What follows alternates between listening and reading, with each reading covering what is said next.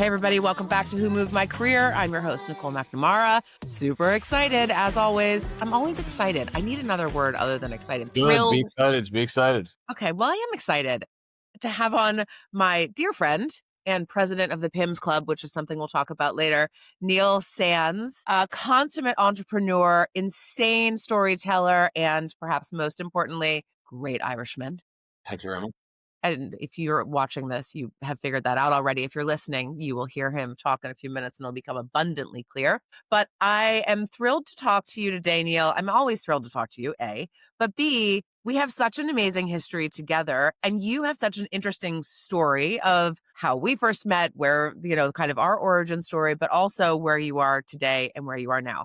We talk about the future of work a lot on this podcast. And one of the things that we spend a lot of time talking about is the idea of entrepreneurship, what works, what doesn't. And that's where we want to spend a lot of time today, but it wasn't where you started. And so we want to understand a little bit about how you got here, what brought you to this. But first of all, welcome. So glad you're here. Thank you very much. It's wonderful to be here, and I've enjoyed a lot of the Who Moved My Career podcast previously. So congratulations on a wonderful series so far. I hope we can do it justice. Well, thank you. The bar is high, Neil. So we will do our best here today. So let's talk about a little bit about your origin story. Tell everybody a little bit about yourself, kind of what brings you to this moment today. Yeah, so I'm an Aquarius. I like long walks and drama movies. So no, look, I was born and raised on the east coast of Ireland, rural village called Termonfeckin. And I guess the early part of my own career was really influenced by my parents, my upbringing. I guess, to be a little unkind to the Irish education system, which I think is stellar,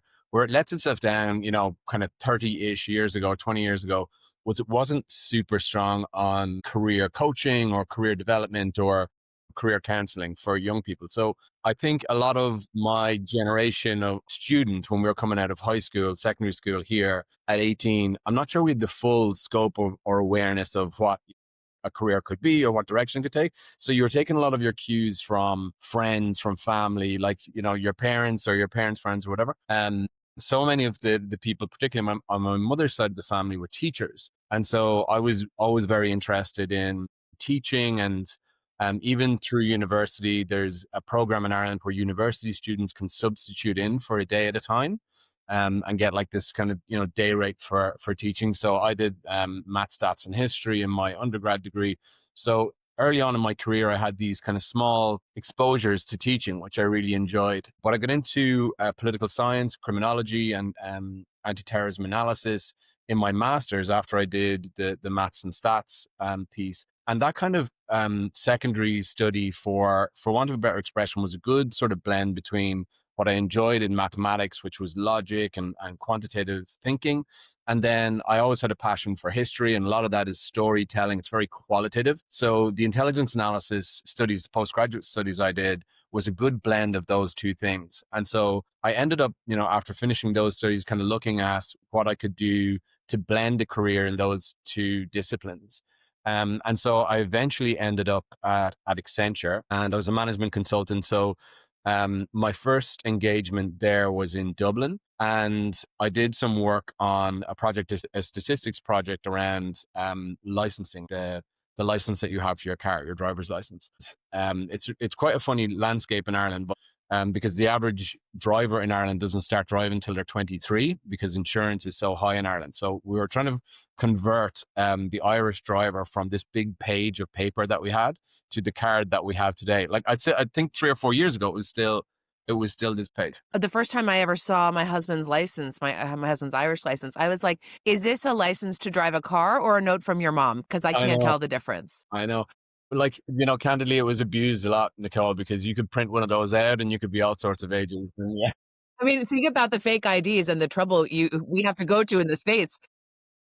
And in Ireland, you needed like a good piece of paper and some whiteout. Exactly. And just like, your mom's signature. But Accenture was great for me because I got to do projects that were kind of like statistically based and kind of looking at the numbers of people that were converting to become drivers from driving, various forms of tractors and mopeds or whatever else. But management consulting was a fantastic kind of start to my career because it was giving me lots of those sort of discrete opportunities to work on projects, learn from folks that were above me, that had been, lifetime career professionals in lots of different verticals. And those kind of management consulting organizations, particularly the large ones, are quite good for having a blend of people in there.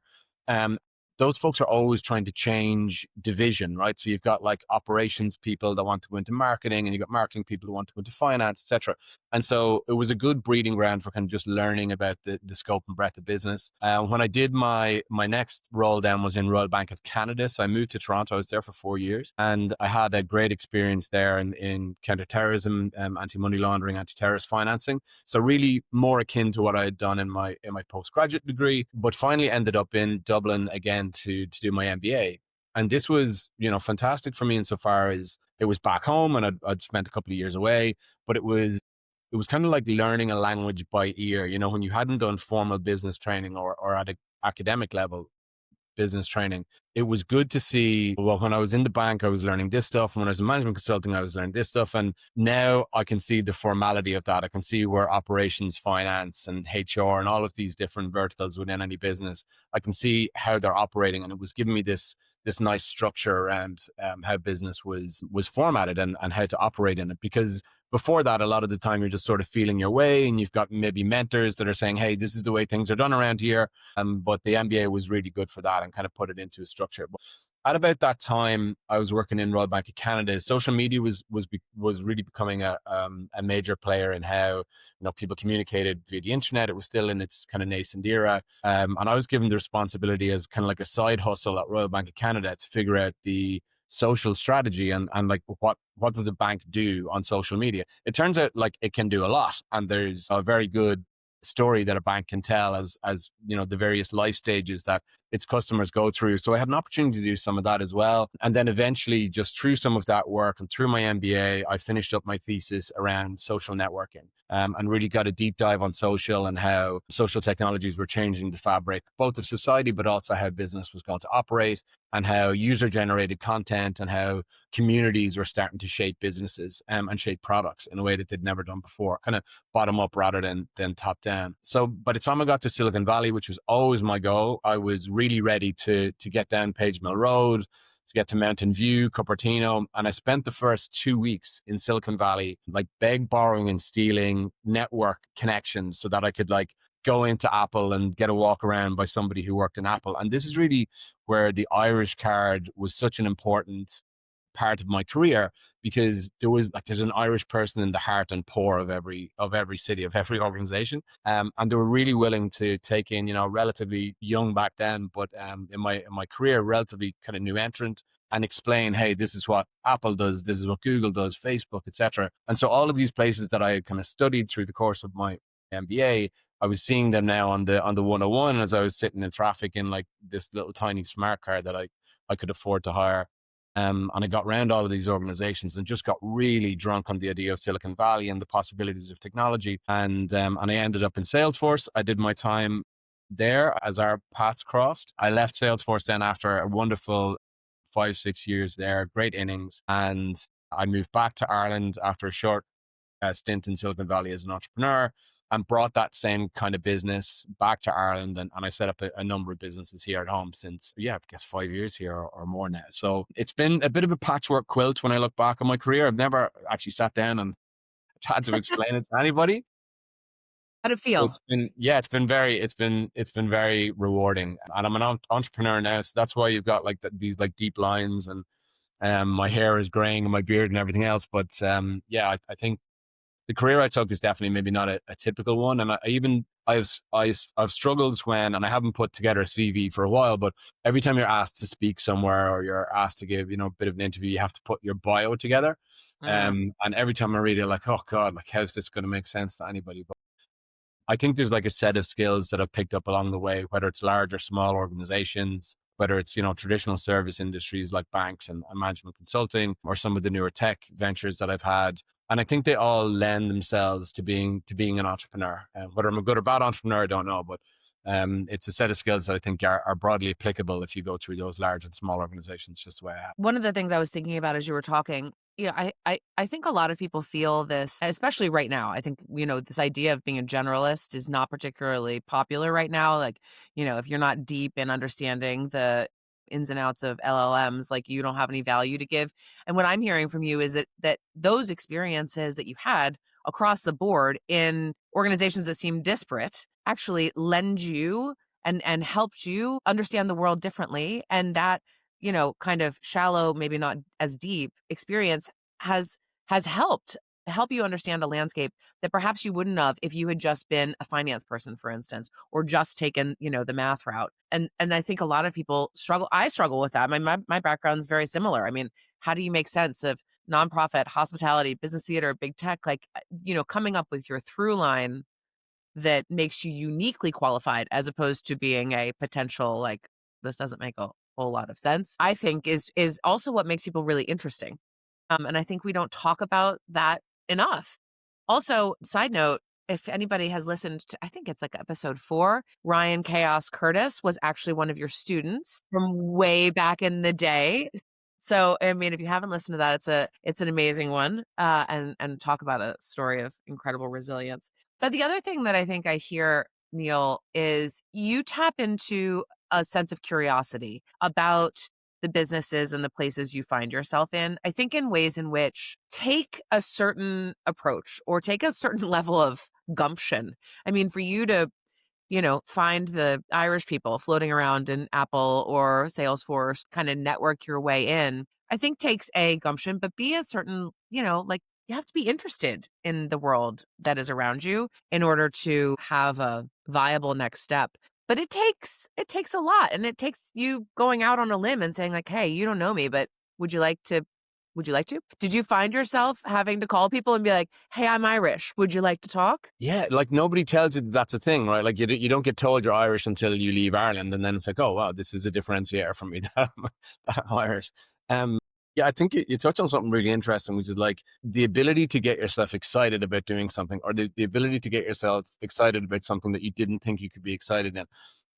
I know a guy, a mutual contact of ours in Salesforce. He ended up working in financial services, and I was like, "Oh my god, how like why are you heading there? Of all the places in the organization that you could head," and he was like, "I can get myself excited about an opportunity as big as this." He goes like, "I've never worked with banks. I don't know wealth management pretty well, any of that, but he had this ability to get himself excited about an opportunity like this. I think that that's a bit of a talent."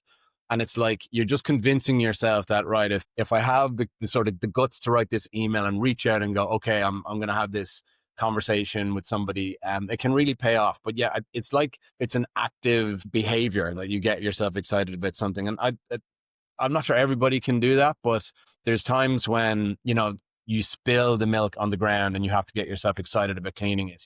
There's moments like that, but I think it's talent. If you practice it, you can get there. Do you follow Alex Hormozy? I do. I do. Like, I just think he's wild in the best sense of the way, but one of the things that always struck me about some of the things he said was one of the most underrated and yet incredibly powerful traits that a person can have is to find a reason to be happy when the world is telling you that there are no reasons to be happy. Happy, good mood, like tapping into that, well, everything feels like it's burning. And I think a lot of people, certainly in this country right now, feel that way. It's like the job market is stuck. Our political discourse is, super frayed. And you don't enter the world with an abundance mindset when it feels like there's a scarcity mindset everywhere around you. But that tapping into that ability to see the world that way is something that I think all of us could spend more time doing. I think you and I are extraordinary extroverts and inherently positive people. So this is not a huge struggle for us, but even for me sometimes, and I'm sure the same for you in your entrepreneurial journey, you're like, oh man, I got to dig real deep today to be able to like make this work. Totally. Totally. It's like your default setting has to be optimistic, Yeah. and that can take resetting every day. So, yeah, I absolutely feel that. The one bit I'll say about, entrepreneurship that maybe isn't the same as working in a company or working in a larger organization is that there seems to be like when I worked in Salesforce, some of the larger companies, there seemed to be like this current that you're sitting in all the time, that there was some momentum, some forward momentum, something was happening, and you kind of didn't have a choice. You couldn't sit around and kind of wallow for whatever reason if something had gone wrong, because the show was going on and you were brought with the people around you to go into the work, to go into the next challenge. And you always had kind of this little bit of a support network. as an entrepreneur, you have to find that yourself, because if you decide to stop, especially in some of the smaller companies that I've had, if you decide to stop, the whole thing stops. And if you decide to be pessimistic that day, the whole show feels downtrodden and feels pessimistic. So, um, yeah, that bit of energy, that bit of kind of self starterness, you need to kick that in every morning. I think when you get out of bed, certainly is not. It's funny, you're so right about, I mean, I don't think this is just Salesforce, but Salesforce in particular, since you and I have deep understandings of that organization, it really, it does carry you on the slow days or the days where you've had a red eye and you're exhausted and it's like, well, I just need to make it until this time, and you get buoyed by other people. But on the other side, I joke sometimes that how much backstory, Neil and I actually had the same assistant for a while. She's the greatest, Miss Sandy Smith. You get really used to those kinds of supports. I had a COO, I had a chief of staff, I had someone that looked at my numbers every morning and helped me navigate that. And now, I'm opening my CRM and being like, what does this mean? And, Yeah. and some days that feels great. And it's like, oh my God, look at all this pipeline, look at all of the activity. And some days it's like, am I going to be able to pay the bills next month? So let's transition into the entrepreneurial side. So you've done corporate, you've worked your way through that or those organizations, you made the great decision to hire me, and you come back to Ireland and the pandemic hits. So now we're in 2020. So tell us about what happens then and where your journey picks back up in the entrepreneurial spirit. Yeah, like I have kind of two passions. I have a lot of passion for business, but I have a lot of passion for drinks as well, which I think you kind of default setting maybe as an Irish person. But I had a partner who really wanted to set up a partner in Lost Irish Whiskey. He really wanted to set up a whiskey organization that was both domiciled in Ireland, but had like this sort of tentacles out into the world, and particularly the US, where we both spent a lot of time. And so right when the pandemic hit, I guess in February or March of 2020, we'd been working on this project, Lost Irish Whiskey, for the best part of 3 years at that point in time. The whiskey has to be 3 years old to be an Irish whiskey. So it was just ready in that February. And then the world closed down. We knew that there was real trouble when the St. Patrick's Day parade in Dublin was suspended. That's a harbinger. Exactly, like that's Christmas for best time of the year for Irish whiskey. So that was an interesting stumbling block, and I think a lot of the time, it was just him and I in the setup of Lost Irish back then, and we were two guys. We'd gone to school together when we were children, and the person we were making our whiskey with was a lifetime entrepreneur and kind of a whiskey lord, sort of baron in Ireland, very well known internationally. And he gave us a break and said that he would hold on to the whiskey for us until such time as the world had opened back up, which made the whiskey, by the time it did, and it became successful, it was because he'd given us that bit of a break and gave us a break on the storage and the pricing and everything. So it was kind of like he was seeing, maybe some of his earlier career in the both of us, and looking back and going, well, if I give these guys a bit of a break, maybe it'll work out. So Lost Irish Whiskey was born, and we're in 28 countries today, which has been a fantastic success. But I've It's had also another. delicious. I barely, I mean, when you and I first met, I had never had a brown liquor ever. Wow, that's Yeah. changed. Yeah, and then we were doing a project at Salesforce for a distiller and supplier of alcohol, and we had it was during the pandemic, right? So we had somebody come in and teach us how to make old fashions, and I had spent many decades of my life thinking to myself that this was got to be the most disgusting drink humanly possible, and then I couldn't not drink it on camera because I'm leading this project. So I drink it and I discover this is amazing. Is good. That it was actually a project that turned me onto it, and now, it's my go-to drink. And Lost Irish, I will be totally honest with you, when, one of your close friends has a whiskey and you take a first sip and you're thinking, "God, let this be good," because I don't wanna yeah, I wanna lie to my friend, but I didn't have to. So, Great, great. congratulations, it is delicious on top of that. Yeah, we're still in the research and development phase. So you're always welcome to join in.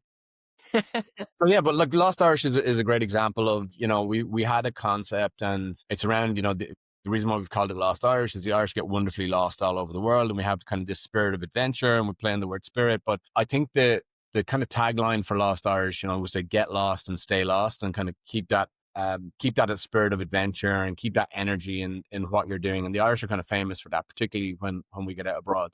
It's been an interesting journey, especially in the last couple of years, where there's been quite a change in consumer behavior around drinking, particularly in sort of the 25 to sort of 32, 33 range, where there's a lot of wellness, there's a lot of high rocks, there's a lot, being hungover the next day for high rocks apparently doesn't make high rocks any easier. So it's quite a change in the volume that people are drinking, but I think it's a much more healthy approach overall to a balanced sort of lifestyle, and using drink as a sort of an enjoyable behavior, pastime, something that you do with your buddies. And we've seen a lot of change in even the last couple of years across a number of businesses, and that's what we're trying to be responsive to all the time. Like, we've got this AI business that's 3 years old now, around the prediction of risk. It was the small company that I chatted about before I left California, and we're seeing again, like, there's a big market shift now. When you speak about the generalist, and particularly as an entrepreneur, I just think it's a wonderful time to be generous, because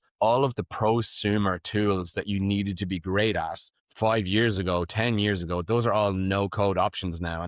And you're hearing, these memes all the time that this teenager created this $1 billion company, and just by talking to, Base 44, some no code app platform. All of that stuff is playing, I think, into the hands of the generalist, particularly somebody who can articulate visions and stories and ideas. And those are becoming the great prompt engineers, right? Those folks that can describe an idea and can edit well. And I think that the GPTs and the LLMs and those bits that are generative are actually very good at creating a big block of something that, if you're a sculptor or you're an editor, you can do very well now with a generalist mindset, because there's sort of a place to start, and I can edit and move from there. So as an entrepreneur, the last couple of ventures that we've had have been very much enabled by those type of tools. And we're looking at, particularly the research side of we're developing another drink at the moment, and looking at, what are the consumer behaviors around collagen, for example. We're seeing collagen everywhere. We can see that there's a very pronounced rise in the search inputs for collagen. People are trying to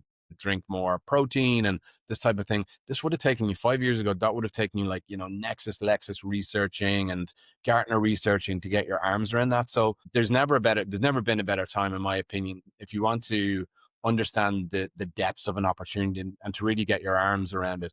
A generalist can do that now without any of those, specialist abilities. If you've got ability to ask a great question, you can get the answers out of the GPTs and the Claudes and whatnot that can get you started. So we're seeing that those type of tools are actually really been really helpful for us as entrepreneurs right now. So you talked about the whiskey, then you talked about a little bit about your current venture, but it seems as though you are also researching to validate your idea. What if you don't have an idea, but you just are like, I want to be an entrepreneur, and I think that I'm built for it, and I think that there's, I think that maybe there's a market for some bit of it. Like, how do you do the work to validate, or say, like, maybe this isn't a great idea? Like, what's that process like? Yeah, like, Nicole, you'll have heard 15 years ago, 10 years ago, everyone's saying they've got an idea for an app. Even if you, like, it was a dating question.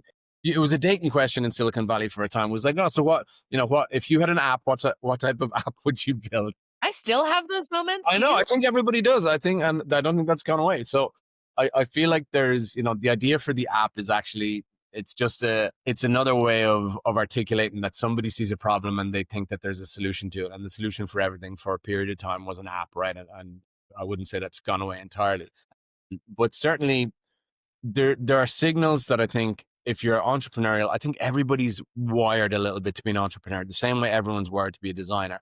Like that old saying that, when you look into a bucket of Lego as a child, you would organize it by seeing, the fin of a shark in there. And then all of a sudden you're building a shark around it. And that when you look into a bucket of Lego as an adult, you're like, okay, I'm going to put all the red blocks here, the yellow blocks here, the green blocks here.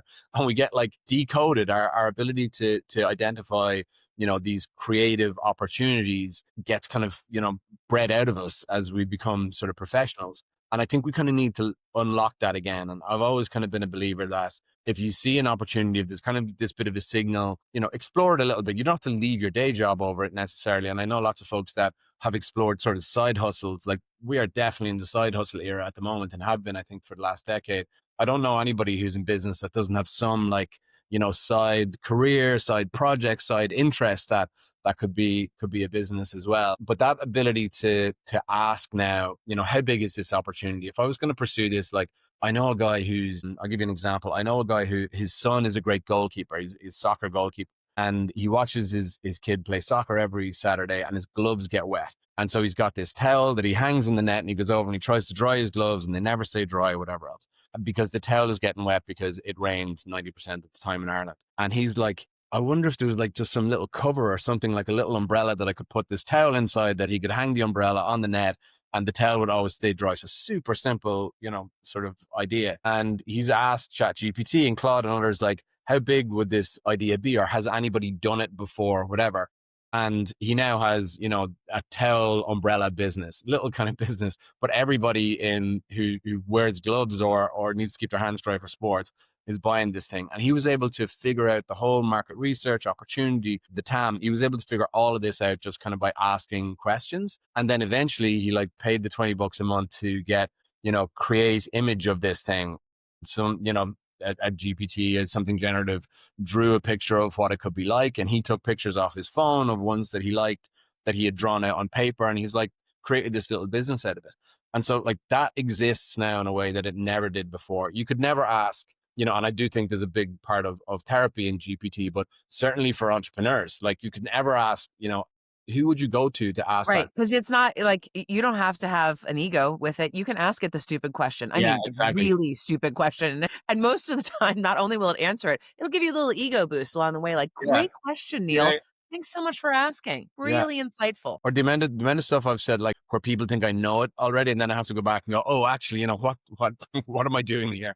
That makes sense to this. So yeah, I think as entrepreneurs, the ability to kind of test your idea out and to figure out if it's been done before, or if it can be done better, or kind of feeling the edges of the innovation in your idea is really quite profound. Let's talk about the uncomfortable truth about being an entrepreneur, which is, so I think there's a difference, and I hope you agree with me here that there's a difference between having a side hustle and being a full-fledged entrepreneur. Like what you are doing today we're going to talk about it in 1 second, with your business is next level, candidly. I mean, it started small, but your vision for it is nothing short of visionary and really large. So, but you have to have a little bit of crazy to talk about what you're doing. And I say that in like the most affectionate way possible. I got a lot of crazy in me. And so I see it, I like to see it in others. Tell us about what it takes on the crazy side, and a little bit of the delusion that you have to have in yourself and perhaps the greater world to be able to pull it off. Let's talk about what you're doing today. Let's talk about Clir. Clear. Okay. So yeah, this one's pretty far out there. So having done kind of a round robin of a number of different industries, because you spend so much time in the rain in Ireland, I've got an absolutely new appreciation for water. And my latest venture, kind of akin to whiskey, like I would say that the reason that the great things in Ireland that are great is because of our water. So we've got great whiskey, great stout, great fresh produce, the grass is green, great racehorses, great beef, you name it. It all comes off our water. And it's kind of Ireland's greatest natural resource is its water. And I've been interested in it for a long time. But about this time last year, we had this sort of myth in our family that there was like a family priest. And I don't know if you know the process of divining, but effectively it's where somebody has like special powers, usually Catholic priests for whatever reason in Ireland have had this role, and they kind of walk around a field with like a stick in their hand, and when the stick bends, there's great water there. I know it sounds all Mhm. very witchy, but It doesn't if you listen to the Blind Boy podcast. yeah, there you He go. talks There you go. he talks about it all the time. Divining. So we say it's from divine origin. So anyway, we drilled this water this time last year, and sure enough, the priest who had left this letter to our parents said that there's really great water. X marks the spot, and we drilled it, and sure enough, there was really great water there. So much better water than I It sounds ever like a movie. It sounds like Goonies. expected. I love Yeah, it. it's maybe I'll send you a screenshot of the letter later on. But anyway, to get to the point, when we discovered that there was this really great resource, we decided to figure out if there was a way that we could bottle that and then kind of progress it to a number of products. Bear in mind, I have never bottled a single drop of water before, and there's a big difference between whiskey and we have a co-manufacturing relationship with the people who make our whiskey. I don't make it myself, full disclosure. water. But around the branding, the product, the go-to-market sales, all of that is the stuff that we're kind of comfortable with. We've created a bit of a vision around a brand called Clir, so CLI-FOR, so it's a little kind of grab that goes over the I in Ireland. And the series of products that we're going to create now have this great water as its base. But it turns out that, Irish water is fantastic in the ground, but there's lots of challenges in the main supply of Irish water, as there is in most developed countries. And so we're seeing people more and more come after like these larger formats of water. And they're not using their tap anymore. They've got this kind of big container of water, or 5 liters or 5 gallons of water. And so we're trying to figure out at the moment, like, what are the best ways to use this water for collagen, for protein, for whatever else. And it's difficult. And these are very well established. The players in the water industry are very well established. Like, you imagine Fiji Water or Evian or Mountain Valley or whatever, and you're kind of coming in as a new player into that market, but you've got an excellent quality base. You just have to convince yourself every day that the quality of the water and the quality of your idea is good enough to make it carry. And that's the delusion that you're referring to in the open part of the question. Sorry, it's taken me so long to get there, but you kind of understand that, as an entrepreneur, you need to have this level of self-delusion every day that you can make this work. And if you drop that kind of veil for a moment, it can unravel. And you have to kind of consider yourself as your first customer every day, and convince yourself that this is the idea that you should pursue, and that you should, treat yourself like a customer that you really care about, and convince yourself of that. And that's been very good for us, because it's allowed us to get behind the eyes of our customer really well, and to understand that, like, everybody from, the youngest of the young right the way up to our oldest customer, they all want the very, very best water they can get their hands on. It's not like it's not a bougie purchase anymore. This is something that I think is a fundamental human right, and especially on an island like Ireland that has such a high quality of that. And so we keep that in mind every day, even when the machines break down, or we can't get distribution, or our logistics don't work, whatever it is. You're like, right, but the core of the idea is that we should have great water, and that everyone should have it. And so we keep that in mind, even when times get really tough, that's the North Star. And I think that that's what you have to have, is like, even if you can't figure it all out, or you don't know, exactly where the plane is going, continue to build it and fly it, concurrently. I want to back up here for 1 second, because I don't know that you said it, but I'm going to reiterate it. You have no experience bottling a Zero. product. Zero. Well, you have some experience with the whiskey, but again, very different than mass production of I water. probably have the same experience with whiskey that you have, actually, on the consumption side. I'm strong there. I'm very strong there. Okay, so you do not come from a family that has a lot of, your last name isn't Ballygowan, for instance, which is, if you're Irish, big water company. You don't have a deep understanding of how to run a bottling machine. Right? So I want people to understand that you are undertaking mass production of high quality water, having almost no experience doing that.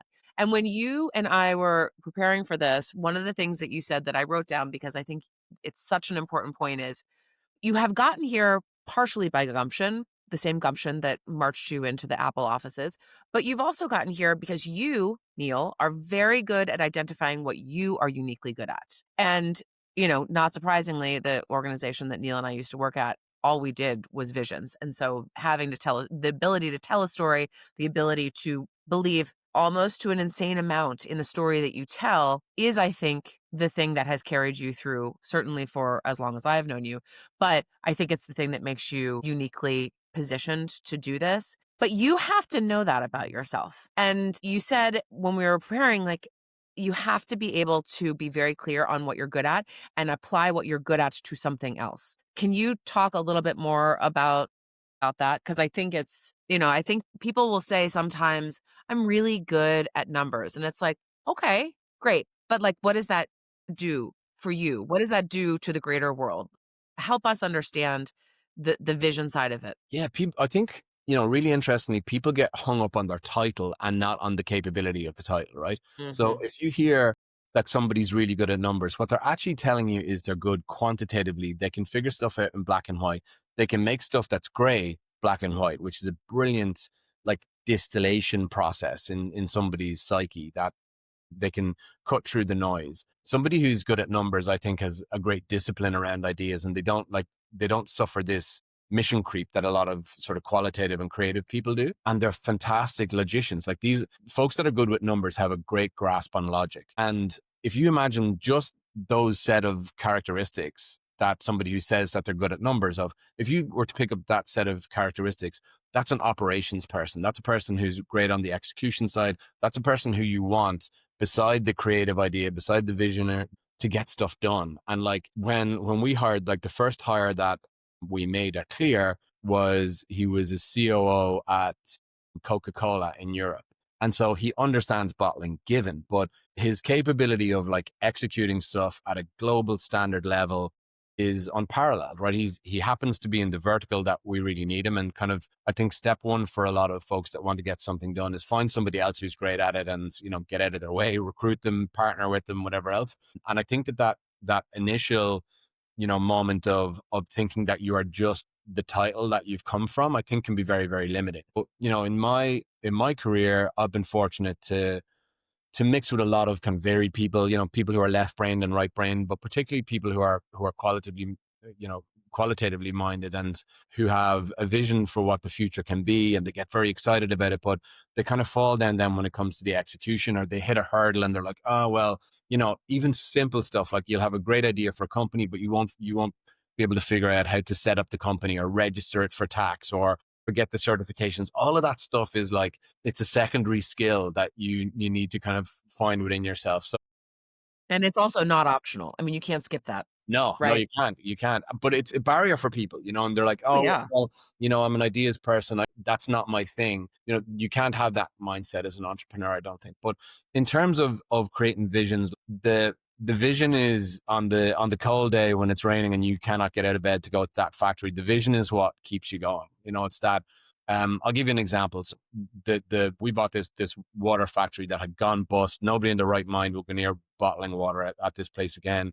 But it's got this really ugly back gate. It's like this blue metal gate, and there's signs all over it, and there's graffiti or whatever else. And when I heard that it went bust, it was right around the time, serendipitously, that we had just drilled this water. And I found out at 7 a.m. on the local news that this factory had gone bust. It was the second largest bottling factory in Ireland. It was the oldest bottling factory in Ireland. And I knocked the gate. And so you kind of maybe back to that gumption comment that you made earlier on, but I knocked the gate at 7:40. So 40 minutes after it was kind of released to the news. And some of the people inside the plant had not yet known that the plant was going busted. It somehow made the news, but it hadn't made their feeds. And the vision I had when I walked away and I kind of got talking to the general manager or whatever else was that, I don't know if anybody drinks Guinness, but Guinness have this fantastic black gate with the gold writing on it. It's in this House of Guinness series that's on Netflix right now. But as I walked away from the gate, I took a picture of it. And I've since, you know, GPT'd my way into this and, you know, mid-journeyed it. But I have that blue gate now kind of in my mind's eye, painted green with the word Clir on it in kind of nice, bright, crisp letters, and then the name of the town, which is Thornley, over the top. And I have kept that vision in my mind all the time as I've gone through, you know, everybody almost that I've spoken to for the last year telling me I'm crazy and that I shouldn't pursue this opportunity because it's not possible to restart this factory. And we did it yesterday morning. So I think that little kernel of an idea, I know a guy who has a really fancy car. He could never afford it, never afford it. And it's like he put a model of it sitting up on top of his computer, that everything he was working towards, that when he was got the money together or whatever it was, that was the thing he was going to buy. There's a lot of power to creating that sort of that North Star for yourself.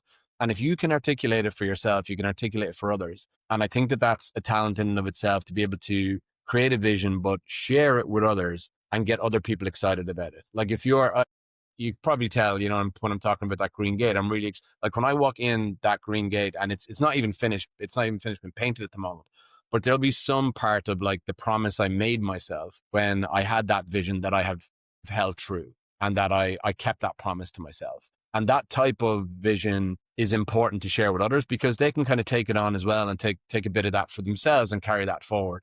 And so, yeah, when things get tough or whatever else, those kernels and those ideas that you create in the early days, you almost always go back to depend on. One of the things we spend, actually, we have a whole section on in the podcast. Only one of them's been released right now, but it is this ability to do storytelling. Now, you're Irish, so you already have a winning edge in that arena. But as you're talking about it, a lot of our listeners are, thinking about their careers and thinking about what's next. And I get on a call with some of them sometimes and they're like, let me tell you about myself. And then they go through like, I was this person and then I did this and then I did this and then I did this. And I'm like, awesome. Why do I care? And it's interesting as you were telling the story, I'm thinking to myself, okay, I have now channeled Ireland, the unique beauty that is the rainy, amazing place that it is, the green hills. Now I have a picture in my head and it's starting to form, right? And I don't actually care about your water at that point. I hope it's good, but It's I good. have now bought in to this larger idea that the thing that undoubtedly drives Irish people crazy, I know, multiple times a year, which is can it just stop freaking raining, is also the lifeblood of what is makes it such an amazing place. And now I'm bought into a much bigger thing than a bottle of water, whether it has collagen in it or not, because I'm like, I see it, I feel it, I feel the rain, I imagine what the I'm very familiar with the mountains, but like I just it is such a higher calling a bottle of water. And I think when we talk about what we want to do with our lives and the value we want to bring people and the ideas that we have got to center in those bigger stories because that's the thing that people care about. Don't like nobody actually cares about what you and I did at Salesforce, but what they care about is what change it made in the world and what the vision was and the fact that you and I you used to talk about this a lot about like I didn't really know what we were hiring for when we started this organization, but I knew storytelling had to be at the heart of it. And there's a reason why. And it's because, there's a lot of people who will sell you software and walk in and be like, I'd love to tell you about these 3 widgets and this 4 things that it can do. And everybody's like, God, when's lunch? So I just like to kind of, round us out and bring our story a little bit to a close here, the power of that storytelling and not have it be just the story about where you are today, but have a story about where you want to go and where you believe you can drive the biggest value. I think helps those naysayers because I'm sure people are like, Neil, for real, please don't do this, right? Have you heard that? Don't do And the it? people that's the tough part. It's the people who care about you. It's like, Right. oh, good. Just don't do this to yourself. You hear that very regularly. It's like, why would you take this on yourself? But what you're describing there, if I'm translating, is like, it's like a bigger why. It's like, why are you doing this? If we do this and we're successful at it, why will it matter? And that's really your vision statements. Like, what change are you looking to affect? With whom are you looking to affect that change? And how will we know that it's succeeded? And I always try and pass those 3 gates every time I'm looking at something. It's like, what change we're looking to affect is like, I want to ensure that everybody has the benefit of Ireland's greatest natural resource, and that's our water. And then with who are we looking to affect that change? Anybody who can drink water, period. And then how will we measure the Good success? tam, by the way. Yeah, yeah, big time. And how will we measure the success of it? And it's like, have we given people the gift of Ireland's most natural and greatest resource? And that will be maybe this time next year I'll sit and you'll ask me that one. But yeah, I think it's just so important to give people a big enough why and give them something to share in the success of. One of the things we talk about is this ability to be sticky in your story. And as you were talking just now about these are the 3 gates, why are we doing it? Who are we doing it for? How we know we're Mhm. successful? You said the word gate, and all I was thinking about is a story that you just told about the gate at the factory. That's maybe that's what's working. Right? Yeah, But I yeah. mean, I'm like, yeah, I know exactly what you mean, but I'm back to like the vision that you shared. I'm back to the Guinness gates that are iconic. Like that's the immediate visual that I had when you were talking. So, hey, it's working. Maybe just on me, but It can be hopefully as simple as that. Like I'll put it this way. When I walked into the factory, I thought the story that should be told is like these amazing machines. You can't imagine the scale of something like this. It goes on for acres, these huge machines. And then the guy who was standing beside me said, "You've never seen the inside of a Coca-Cola factory. It's the most recognized brand on the planet, and you've never seen a bottle of it bottled." And I was like, "Whoa!" That was like a big turning point. Is that you know it's not big enough to talk about the thing that you're overwhelmed with here, which was right in front of me when I walked through the plant. It's like there has to be a bigger story. And, the story of Coke is share happiness. There's no reason why Guinness has a gate as their, in the iconography of their marketing. There's no reason for that. But it turns out that it's a really discreet and tangible signal that this big black gate and this gold writing, and like there's some mystery behind there that's like it creates a curiosity in us, which is, you know, central to storytelling. You were just as you're talking about the Coke thing, their share happiness. You know that their newest thing about the tops? No, no, no, no. I know the tagline, share happiness. No, no. So to combat right, so as you are undoubtedly aware, but as certainly I see with our teenage kids, there's this real social isolation problem with the next generation that comes after you and I. And they're not talking to one another. They're standing in line, they're on their phones, they're in a car, they're on their phones. And so Coke has now created and put on college campuses these bottles that you get from the vending machine, but you can't twist them off by yourself. You have to Oh. find somebody who also has the bottle, and we put the tops together and they twist off together. Ah, no way. Great, great, It's great. so How genius. good is that? Like, it's so good. So It's so social. good. Yes, and so now you're having this, like, funny conversation, and now you're talking to a human. We need to So get those lids. We need to get those lids. right? So, anyway, you can talk to your COO about it. There you go. There you go. That's the Nicole top. Okay, so as we're wrapping up, Neil, we've covered a lot of ground, and one of the great things about our friendship is that we can talk for a I long know. time. I'm like, We've another "Gosh." 5 hours here. Yeah, yeah, well, we'll have you back. Because we do wanna hear how things are going, and maybe next time we hear about, like, this was the moment where I was like, "We're gonna make it." So, you have somebody who's considering an entrepreneur, one piece of advice for them. One piece of advice, because I feel like, you know, the mind of the would be entrepreneur is flooded with advice. I think, Okay, one watch out. You could do one watch out. yeah, no, I think you have to free yourself from the identity that you have today. I think that that's the biggest thing that the entrepreneur has to do. If I believed, you know, the hype or, you know, the BS on my resume about what I did in large organizations, I never would have started a small one. I never could start from scratch. I would always be burdened with the responsibility of, you know, large organization, big budget behind you, and that, you know, that you've got, like, it has to be big team, it has to be global scale, you know, and all of these things that you kind of become familiar with. I think you have to be able to cast the shackle of whatever previous identity you have. It can be really hard because it's quite humbling, because you're going, maybe like, as I go to bottle water here, I'm asking really fundamental questions of a guy who's got 20 or 30 years experience in Coca-Cola. And, you know, every time he's like, he's very patient with me, but he's like, are you really asking that question?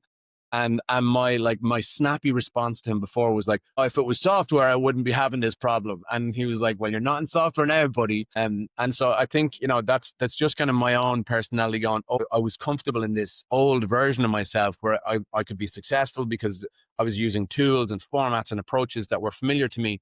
And I'm using them just as lessons now. They're just sort of foundations for, right, well, if I was able to make sense of that back then with, you know, with that part of my career, I should have the confidence to cast the shackle of that label of being, you know, an innovation executive or being a banking executive or being a teacher or whatever it is, and just use the characteristics of those things that made me successful in those roles and bring those characteristics forward to, you know, the greenfield opportunity that I have.